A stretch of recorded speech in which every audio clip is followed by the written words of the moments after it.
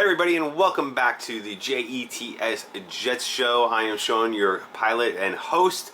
Happy to be back with you guys. Thank you to all the new subscribers. Before we get started, I'm going to be talking about Damien Woody's comments on ESPN the other day.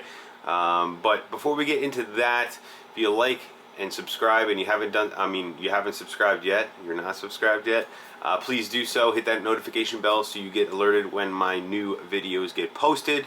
We're on the road to 100 subscribers to start off with. I think we're in the 60s at the moment, so let's get on there and start subscribing, guys. Share the channel.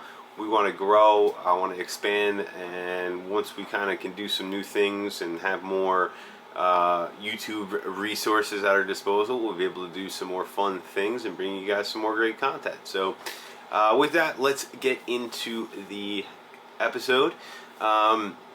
So I want to talk about Damien Woody. Damien Woody was asked what second-year quarterback he think is going to take the biggest leap in year two, and he said Zach Wilson. And I am in 100% complete agreement with Damien Woody on this one. When you, particularly compare him to the other second-year quarterbacks, who else do we have? Mac Jones. We have Davis Mills. We have Trey Lance. We have Justin Fields. We start going through all these guys. Trevor Lawrence as well. So let's go through some of these guys. So Mac Jones, I don't think the Patriots did much to help themselves in the offseason, bringing in talent. I think he's limited as a quarterback. He doesn't have the greatest arm strength in the world. He's very intelligent, though, but I don't see him taking a humongous jump in year two because of that. Trevor Lawrence, I think he will take a step forward in year two and make a jump, but I think it will be limited because of the talent around him and the fact that he's got new coaching staff and new scheme.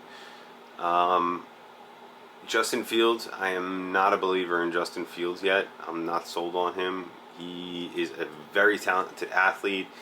I'm just a little unsure of, he's got a strong arm, but I'm a little sure of the passing game with him.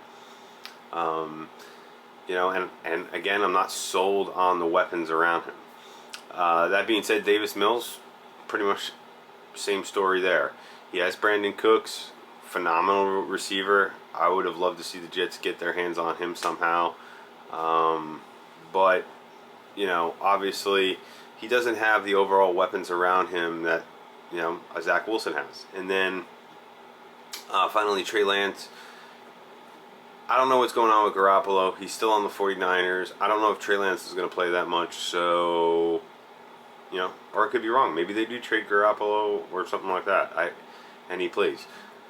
Either way, I do think Trey Lance will be a very good quarterback eventually. I liked him a lot coming out in the draft last year, but I do think he still needs a little seasoning, and he's also, like I said, behind Garoppolo, so I don't know what exactly is going to happen. It'd be hard to make a big jump if you're not playing.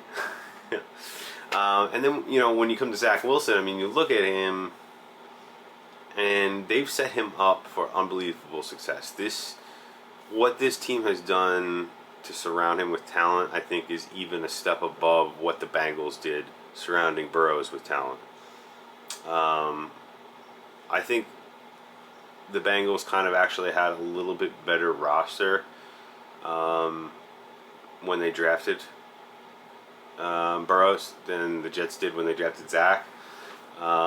But I think the moves that JD has made this year and have, they've surrounded this quarterback with so many weapons. You have Corey Davis back, you have Elijah Moore back, hopefully both of them healthy this year. You have a first-round number 10 overall pick, Garrett Wilson. You still have Braxton Berrios you bring back, who is a weapon in many different ways. Maybe not, a number one receiver, but he's a weapon. Denzel Mims, I think, is going to be primed to have a bounce-back year. We've talked a lot about him, obviously. You have Breece Hall now with Michael Carter in the backfield, a 1-2 punch, and backing them up, you have Tevin Coleman a savvy veteran that knows the system. You have a revamped offensive line that looks like they're going to be extremely improved and really, really solid. And you have 3 tight ends now. I mean, you can't really have surrounded him with a better group of players and put him in a better position to succeed. So I'm really excited. I think we're going to win. You know, if our offensive line plays as well as I think they can and be a top 10 offensive line, they're going to win a lot of games. If they could be a top 5 offensive line, I could see this team making a run into the playoffs, maybe winning a game in the playoffs. You know, I'm not talking championship game or Super Bowl yet. I think we're another year away from that, but I do think we're going to be really, really competitive and playing really meaningful games at the end of the season. So, totally agree with Damien Woody. Let me know what you guys think in the comments.